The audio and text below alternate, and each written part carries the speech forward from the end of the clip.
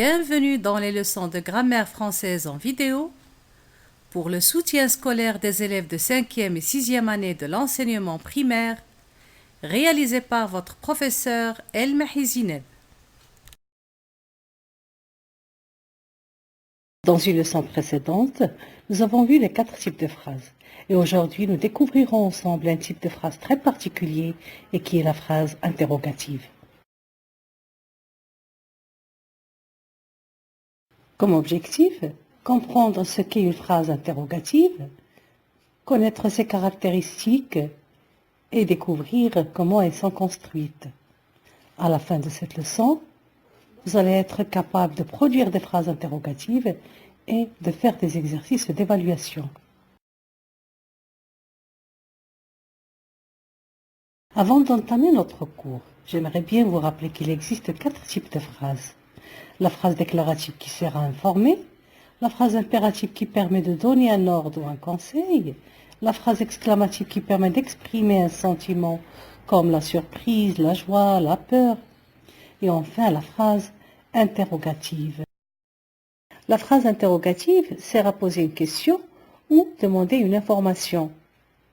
On la reconnaît par son intonation montante à l'oral et par sa ponctuation caractéristique, car elle finit toujours par un point d'interrogation. Lisons ensemble les phrases interrogatives proposées et analysons séparément les caractéristiques de chacune d'elles. Vous jouez au foot? Comment trouves-tu Marrakech? Quand reviendront-ils? Qui a cassé mes lunettes?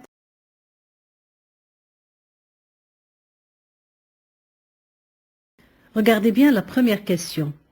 Vous jouez au foot? C'est la forme la plus simple de l'interrogation.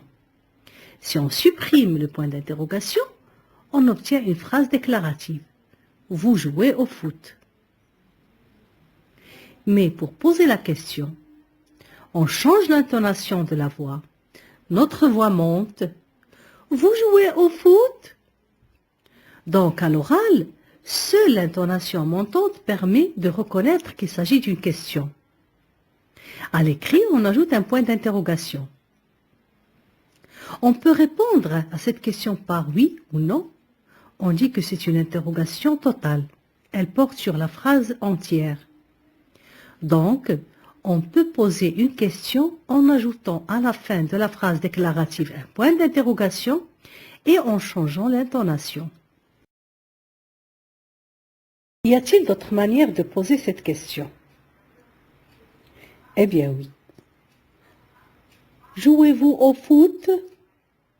Ordinairement, le sujet précède le verbe. Vous jouez. Mais dans cette phrase interrogative, le sujet et le verbe conjugué sont intervertis et reliés par un tiret.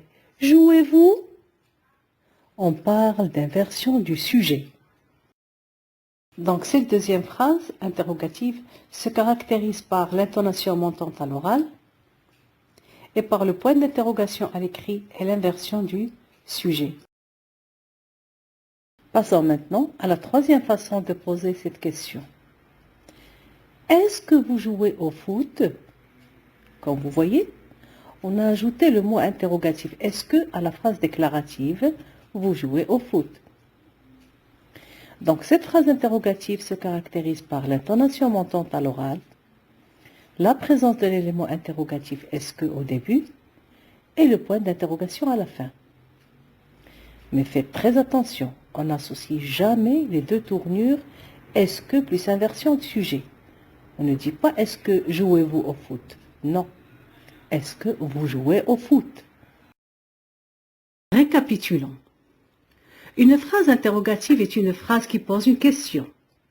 Elle est caractérisée par une intonation montante et se termine par un signe de ponctuation spécifique, le point d'interrogation. Comment vas-tu? Qu'est-ce que tu veux prendre? L'interrogation est totale si la question porte sur toute la phrase et on y répond par oui ou par non. L'interrogation totale peut apparaître sous 3 formes différentes. Première forme, Question avec intonation montante. Tu vas au restaurant ce soir? La place des mots ne varie pas de celle de la phrase déclarative. Tu vas au restaurant ce soir. Deuxième forme. Question avec inversion du sujet. Vas-tu au restaurant ce soir? On inverse le verbe et le pronom sujet et on met un tiret entre les deux. Troisième forme. Question avec élément interrogatif. On met « est-ce que » devant la phrase déclarative. Est-ce que tu vas au restaurant ce soir? Mais attention, sans inversion de sujet.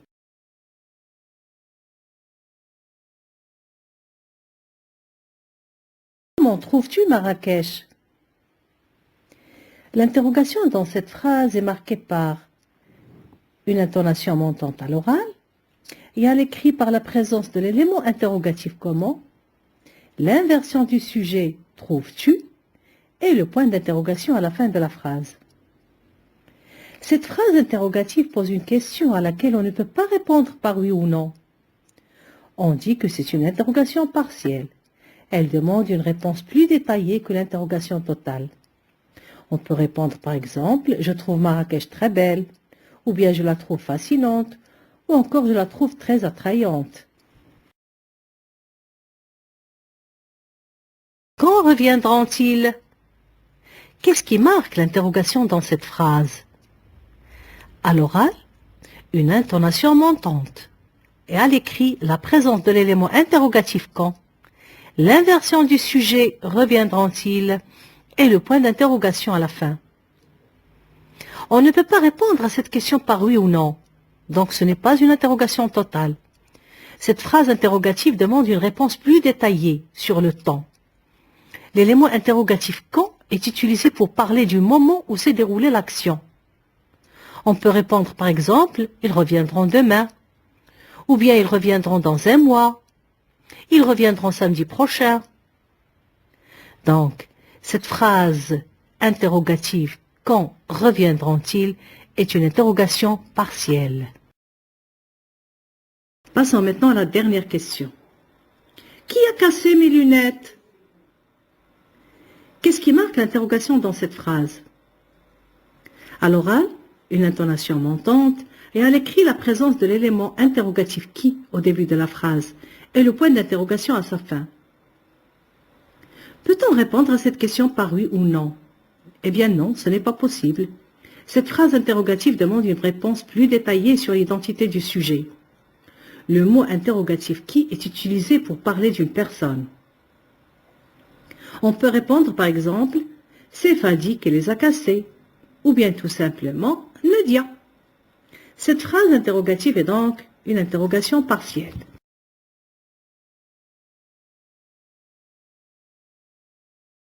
Nous avons vu que l'interrogation partielle porte seulement sur un élément de la phrase et elle est introduite par un mot interrogatif. Ce mot interrogatif sert à poser des questions sur une personne, sur une chose, sur un moment, sur des faits, sur un lieu, etc. Dans ce tableau, vous avez les principaux mots interrogatifs utilisés, leur emploi et quelques exemples. Ce tableau sera disponible dans les commentaires.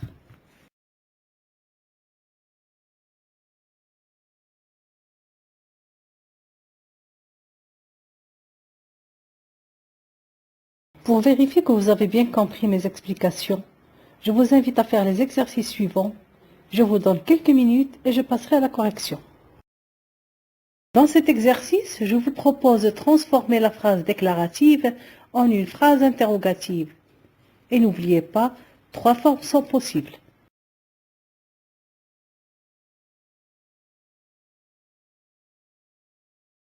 Première phrase déclarative. Tu aimes la pizza?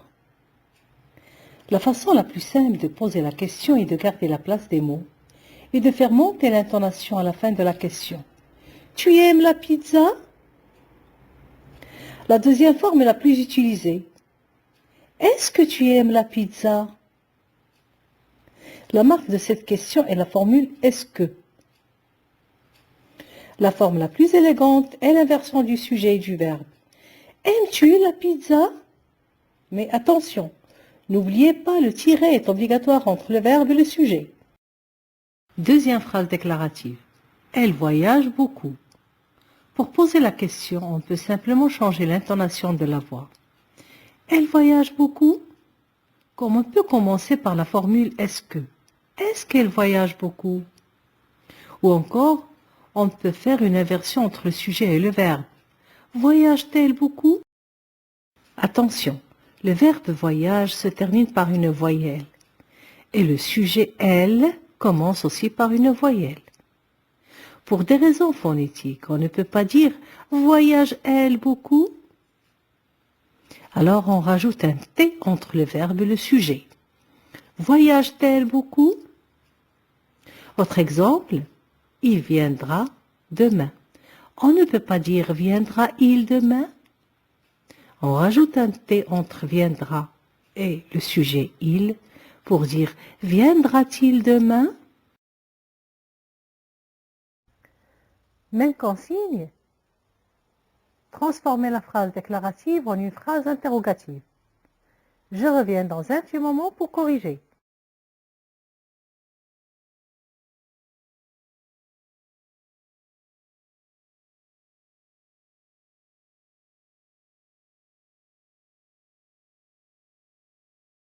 Troisième phrase déclarative. Elle a la grippe. L'interrogation totale peut être formulée de trois manières différentes. D'abord en montant la voix à la fin de la question et sans porter de changement à la phrase déclarative.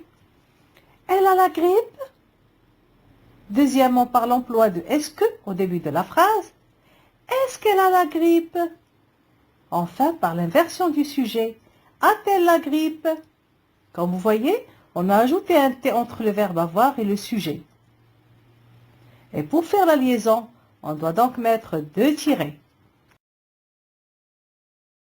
Dernière phrase déclarative. Il prend l'avion. On peut formuler l'interrogation totale de trois manières. Par l'intonation, il prend l'avion. Par l'emploi de est-ce que, est-ce qu'il prend l'avion? Ou par l'inversion du sujet, prend-il l'avion?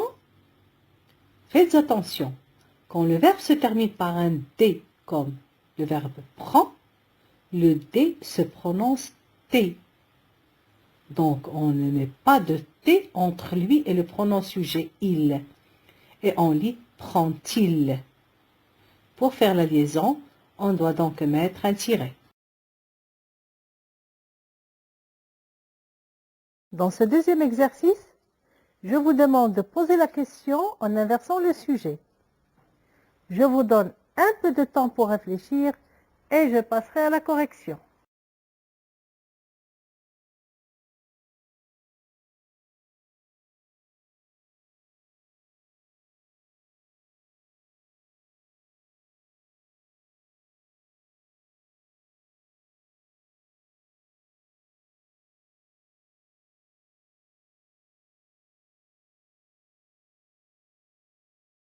Passons maintenant à la correction. On intervertit le sujet et le verbe conjugué et on les relie par un tiret dans les deux premières questions. Aimes-tu le chocolat? Vont-ils au cinéma? Dans les trois dernières questions, le verbe se termine par une voyelle et le sujet commence aussi par une voyelle. Alors pour des raisons phonétiques, on rajoute un T entre le verbe et le sujet et pour faire la liaison, on met deux tirets. Reviendra-t-il ce soir? Étudie-t-on à l'école? Parle-t-elle français? Dans ce troisième exercice, j'ai écrit des phrases avec certaines fautes que vous aurez à corriger. Je vous donne quelques secondes seulement pour les repérer.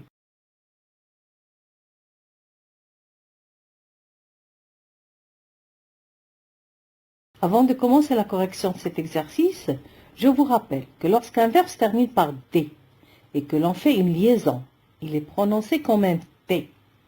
Donc, vous ne devez pas ajouter de T entre le verbe conjugué qui se termine par D et les pronoms sujets il, elle ou on.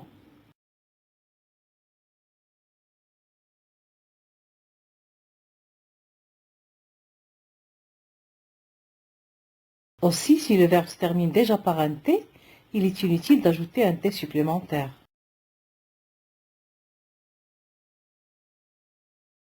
Dans cet exercice, je vous demande de choisir le mot interrogatif qui convient pour compléter les questions. Je reviens dans quelques minutes pour corriger. Allez, bon courage!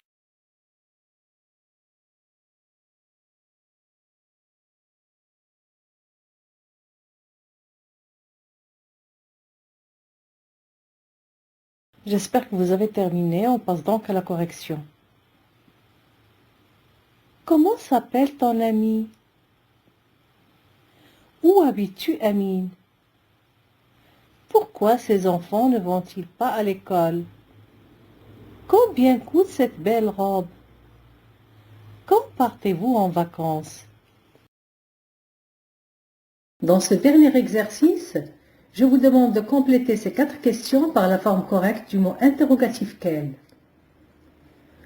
Nous avons quel avec un seul N, quel avec S, quel avec 2 LE et quel avec 2 LES. Prenez un peu de temps pour réfléchir avant la correction.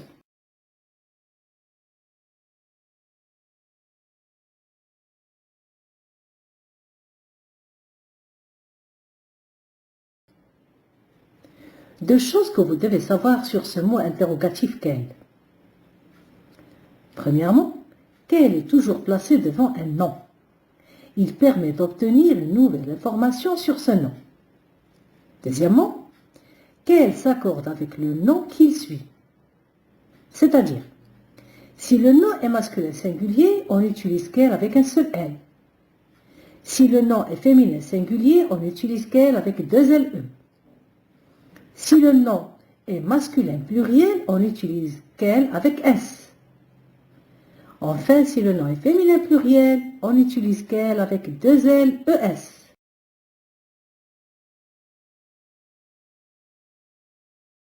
Nous arrivons à la fin de notre cours. Merci de l'avoir suivi et à la prochaine leçon.